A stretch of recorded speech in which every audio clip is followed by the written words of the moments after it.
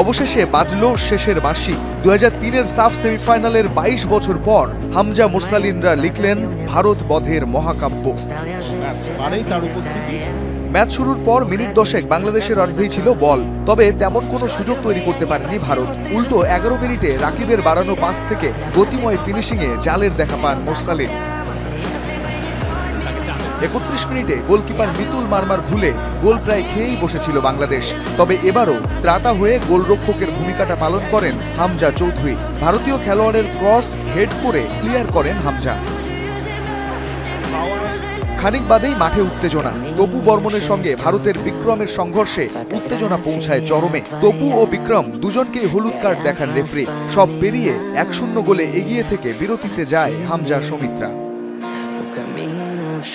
দ্বিতীয়ার্ধের শুরুতেই দুইবার গোল শোধের খুব কাছে গিয়েও ব্যর্থ হয় ভারত। মুরসালিন ও জায়ানের বদলি হয়ে নামেন ইমন ও তাজউদ্দিন। গোল শোধে মরিয়া হয়ে একের পর এক আক্রমণ সানালেও শেষ রক্ষা হয় স্বাগতিকদের। 78 মিনিটে তপু বর্মনের পেনাল্টি বক্সের বাইরে থেকে নেওয়া দুর্বল শট ফিরিয়ে দেন ভারতের গোলরক্ষক।